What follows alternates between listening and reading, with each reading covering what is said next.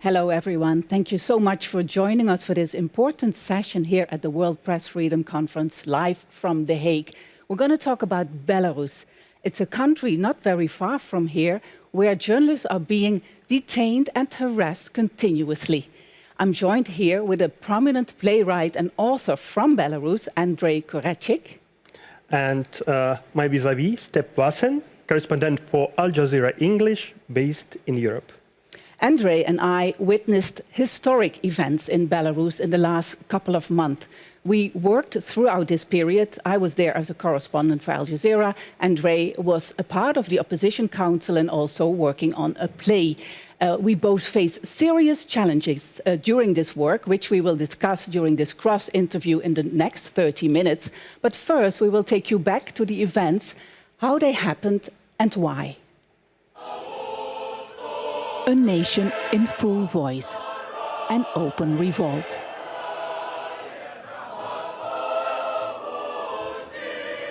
In Belarus, many feel they have been silent long enough under the 26-year rule of Alexander Lukashenko. People of all ages and from walks of life are standing up, demanding change.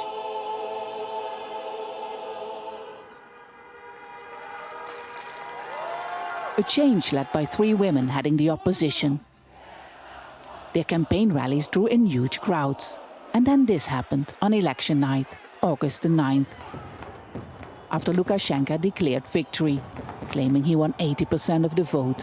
Thousands of people have come out to protest to what they call fake elections. Lukashenko's troops used tactics that had worked in the past: violence, intimidation and detentions. But this time the violence was even more brutal. Thousands were detained and hundreds were tortured. But the demonstrators refused to be battered into submission. The protests only grew bigger. Belarusians say they have awoken. Unbelievable, chilling events, right, Andrei?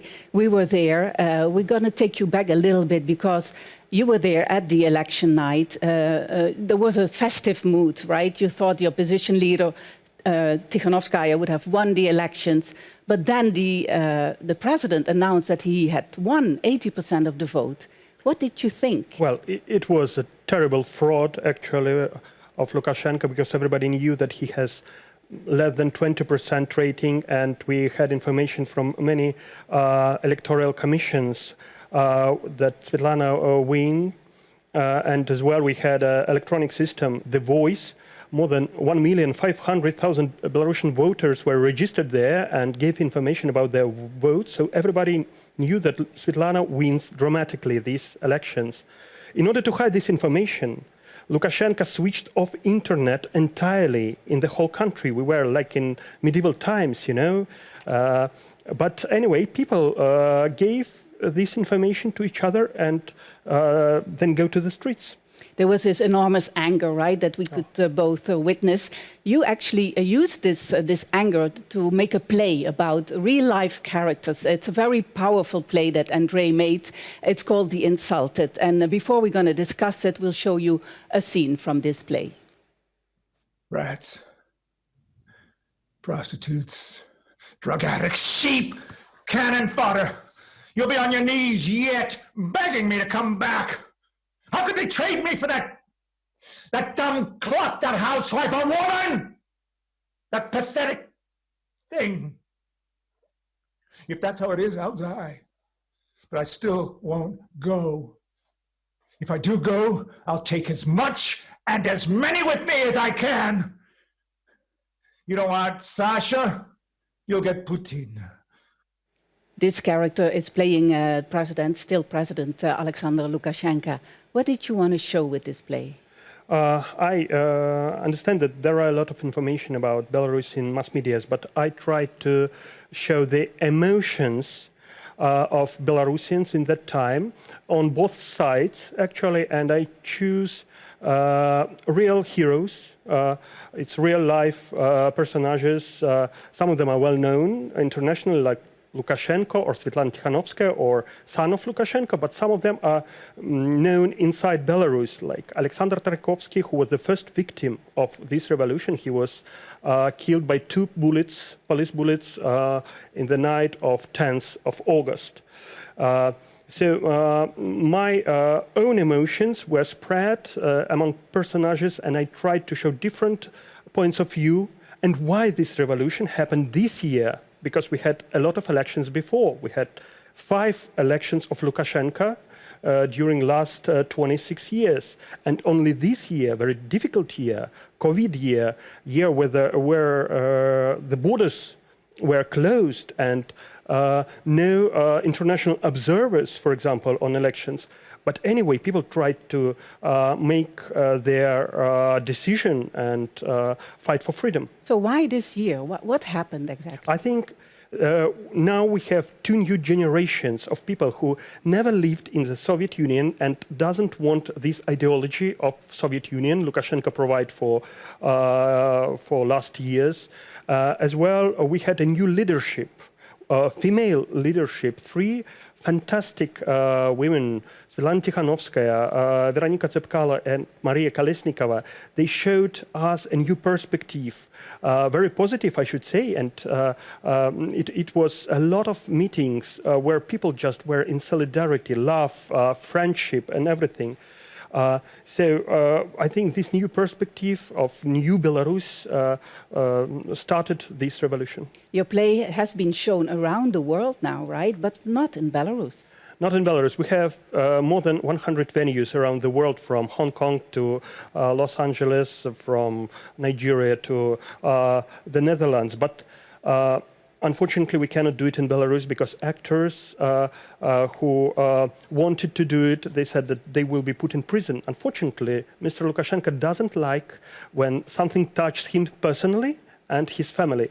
And you were nearly put in prison too, and you had to leave the country, right? Yes, the reason was not only the play. I'm the member of Coordination Council, the assembly of well-known people of Belarus, like Svetlana Alexievich, Nobel Prize winner in literature, many artists and intelligentsia, we call it, which was created in order to negotiate the stop of violence in Minsk. But unfortunately, Mr. Lukashenko started criminal investigation against us, and many of us were put in prison, like Maria Kolesnikova, one of our leaders. And you escaped right in time. I escaped let's say, in a minute before I could be arrested, because my lawyer said that you should leave country today. And I took my son, 12 years old son, and we left on the first flight to Ukraine. A very difficult decision, I assume. It is very difficult because my family stayed in Minsk, my wife, my house, my movie company, my colleagues, and for me it's a really difficult decision, yes. Many people, not only Andrei, had to leave Belarus, but for those who stayed behind, the situation became increasingly difficult, especially also for women. Women, as Andrei said, were actually at the forefront of this uprising, and police really treated them very violently, as you can see in the documentary I made for Al Jazeera. These women taking to the streets to defend their families and the country they want for their future generations have become one of the regime's main threats.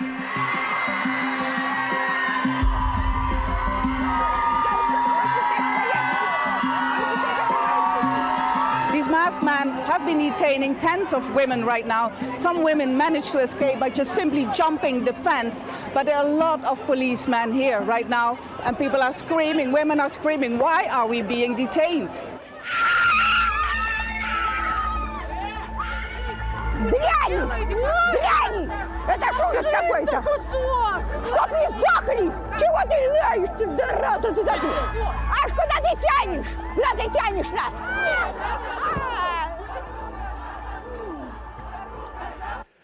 The profession of journalist is one of the most dangerous professions in Belarus. I would like to ask you, Steph, how did you manage to cover election in Belarus?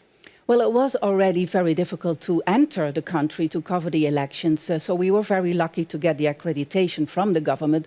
Many other journalists didn't get it. But from the start, when I arrived, it was very clear that journalists were particularly targeted. It was very clear that the government wanted this media blackout. So journalists were being shot at, there were journalists injured, shot in the knee, detained. There were tens of journalists detained in the first couple of days. We were constantly being followed and asked to show the accreditation. At one stage, we had to go to a safe house because we heard that foreign journalists were going to be arrested and taken from their hotels. As you said, the internet was down, so it's very, very difficult to work. At one stage, we went to the Russian border to send our stories out because we really wanted to tell the story that was going on in Belarus at the time. So it was very difficult to work there, yeah? It was very difficult, and also for, especially of course, for Belarusian journalists. The people who were working for the local media had the toughest time, and their suffering and their braveness was actually really well recognized. They got a UK-Canada Media Freedom Award, the Belarusian Association for Journalists, which is the only independent association for journalists in Belarus, and they were really recognized for the sacrifice and perseverance. And we also had to, we really needed to support these local journalists throughout this period, because we watched them being detained one by one in front of our eyes. And in the next segment from Andrei Kureichik's play, you can see what Belarusians were actually facing. Who do we shoot? It's easy, kid. You aim it at a person, a traitor, any traitor. You give him a good look, and you squeeze the trigger. Pop! Traitor's gone. It's easy, son. I learned to do it. You can too. Take back my diplomas and your stability. Just give me my daughter, Alina. She has a weak heart. She has asthma. Give her back. And my nephew, Nikita. My sister has hypertension. She won't survive, and I won't survive if she... Give them back. Give back our children. Belarusians, I thank you for the choice you've made. You are unbelievable. Well, one of the themes during these protests was propaganda. And we went to the state Belarusian television, where at one stage, dozens of workers, journalists, were just striking. They were not going to work. The studio was at one stage completely black because there was just simply no news being broadcasted at the time. Have a look how that went. Even previously, most loyal media, like Belarus Television, went on strike, broadcasting an empty studio in the morning. Protesters gathered to pressure the station to stop airing government propaganda and start telling the truth, including about the violent police crackdown last week during election protests. If Belarusian television, national television, will start covering this information, like what was actually done on the streets, I think that the regime will fall sooner.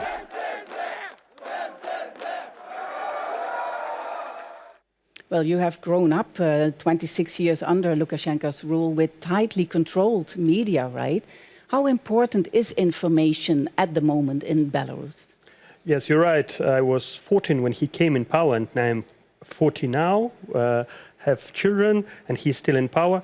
I should say that we have a very strict system of propaganda, political propaganda. We don't have any independent channels, TV channels, or radio stations. So it means that the only resource where you can get information is internet for a moment. Fortunately, for last years, this opportunity getting more and more affordable for people, not only in Minsk, but as well in smaller cities and towns. That's why I think we have these changes now. But it was interesting, right, that the media, like the social media channels like Telegram, was still operating while the internet was shut down. Yes, because Telegram is very difficult to shut down because of technology, and as well Belarusians used to VPN technologies. Yes, we have the biggest Telegram channels in the world. One of it, called Nechta Live, it has nearly 2 million subscribers. It means every family. It was directing the protests, right? Everyone I was with, they were looking at Nechta. There were no other resources for information. And we know that Ministry of Information of Belarus, they blocked nearly 77 information services and sites. And what they also did when these strikes happened at television, state television, they sent in journalists from Russia. Yeah, they fired Belarusian journalists, a lot of them, because a lot of them decided not to be in this propaganda machine during election times. And they asked a Russian journalist to be our, let's say, like Belarusian journalists. And what is the impact that has? Well, I saw the changes because they started to talk a lot about integration of Belarus and Russia, and they started to tell a good words about Putin all the time. But do people still believe these channels? No, because I think that Belarusian television lost its reputation a long time ago, and majority of people doesn't believe propaganda anymore. That's what we see. So we basically, journalists and also actors, were in the same boat very much in Belarus, right? Many actors also lost their jobs, not only journalists. We at one stage went to the Kupala Theater in the center of Minsk, and dozens of actors were fired that day because their director had sided with the protest. Have a look. Solidarity for those punished protesting against the Lukashenko regime. Musicians have gathered at the Janka Kupala Theater in Minsk every day since its director was sacked for supporting the protest. Performances are cancelled and actors have all resigned. The actors openly display the opposition flag after police took it down. It's impossible to work under such a regime. We are heavily censored and our salary is miserable. We cannot express our opinion as a person of culture. Under this regime, our profession makes no sense. So many of them lost their jobs, right? How can they survive? Well, first of all, I should say that Janka Kupala National Theatre is 100 years old history theatre, which never stops. Even during Second World War, it was working. And now it's stopped. And now it's stopped completely because all the artistic crew, including directors, were fired. And these are famous actors in Belarus. It's very famous, the most famous actors in Belarus, and some of them now work as delivery or as taxi drivers. Some of them make kind of business, but they cannot work as the actors of National Theatre. How do you think the international community can help them? It's a difficult question because Belarus is a very closed country and Lukashenko doesn't give opportunity to help people. For example, a lot of donations were given to people in Belarus and they lost this money because banks just withdraw all that money. It's terrible. But as well, first help is information. We need to spread information about what's going on in Belarus. It's very, very important. But it's really difficult because people like me, we can't enter Belarus right now because we simply don't get an accreditation. Local journalists are being arrested really all the time. So how do we get this story out? Yeah, it's aim of Lukashenko to make Belarus like a dark box when information doesn't go out. And he's succeeding, right? I don't think that he is completely succeeding because anyway, a lot of people give information in internet and you can use it. And now we have Zoom and everything, so we can be in touch, not like in Soviet Union times. It gives us chance to bring this information. As well, I believe that the sanctions should be implied on people who made such terrible violences, like killing and torture of people in prisons. Despite the violence, there's also quite a positive side to this story, right? You can feel a real, and Andrei knows that, a real solidarity among people in Belarus, like some kind of positive energy that has brought people together. Even people who didn't like each other have become friends because of this situation. And there's one scene in Andrei's play that really captures it very well. After all of those nights in the paddy wagon, the gym, and the prison, my dress looked nothing like what I bought for the price of 2 stipends. It's a dirty, tattered, white rag. The blood stain has darkened and it's covered by brown spots of vomit. Still, it's the most fabulous dress in the world. I wouldn't exchange it for anything. Here we are, standing in this cramped cell, and what marvelous people there are around me. They're all so polite and smart. Microbiologists, teachers, musicians, actors, students, the woman who crawled into the paddy wagon after her son and husband. People snatched off the streets all these days. Priests, journalists, students, miners and workers, attorneys and doctors. These are the best people on earth. Belarusians. There is a new, true Belarus here in this cell. I felt this kind of energy only once before in my career, which was in 1998 in Indonesia, just before the dictator Suharto was toppled there. And then I felt it again in Minsk. And how do you explain that kind of powerful energy? Well, I think that when we feel that changes are close to us, we start to help each other.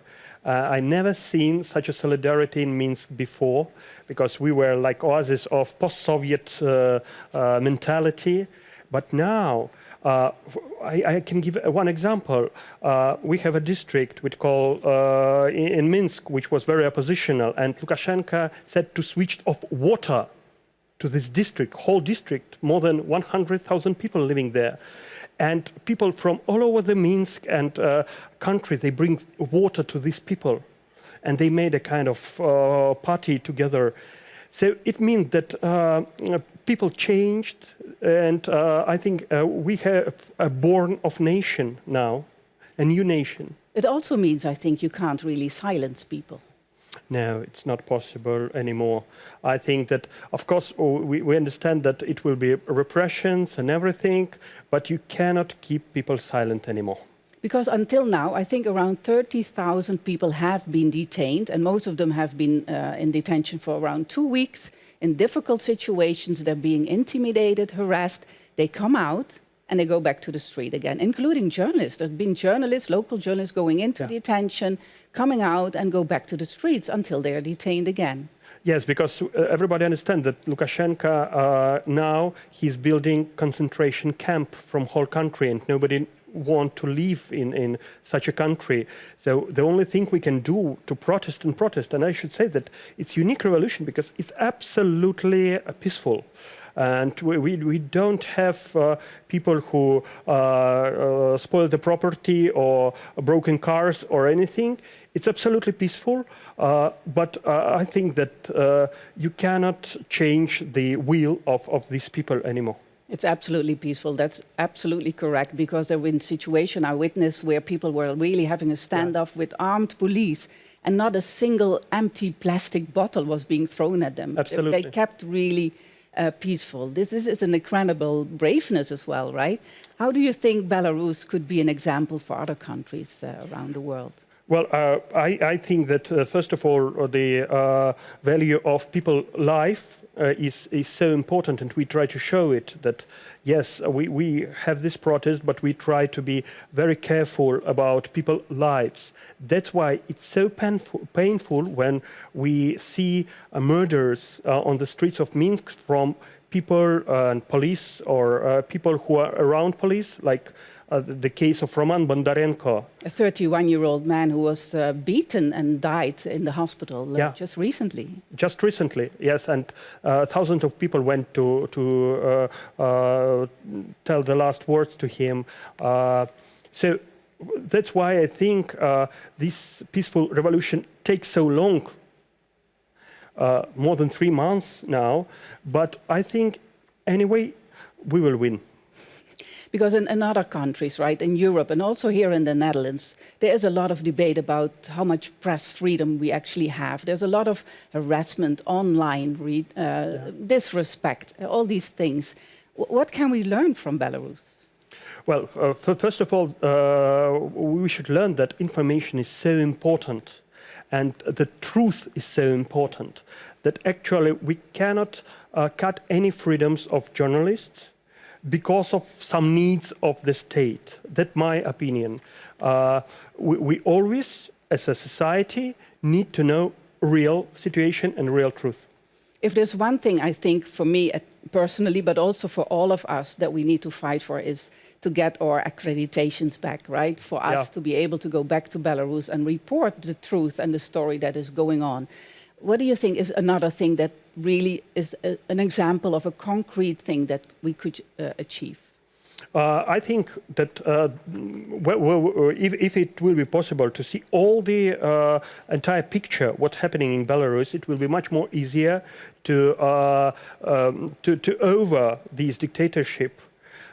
He hide a lot of facts, and Belarusian journalists and international journalists can take it to people.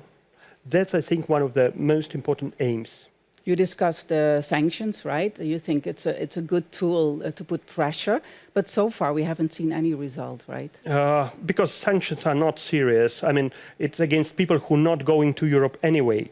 First of all, we need to cut his money because he put a lot of money in the special forces. They are very well equipped. They use the newest cars, a lot of cars and so on. So I think we should cut his money. That will be the most important thing. When I was talking to one of the activists, it's Nina, right? She's an elderly lady, 73-year-old activist who was also in the documentary. She said, before the end of the year, Lukashenko is gone.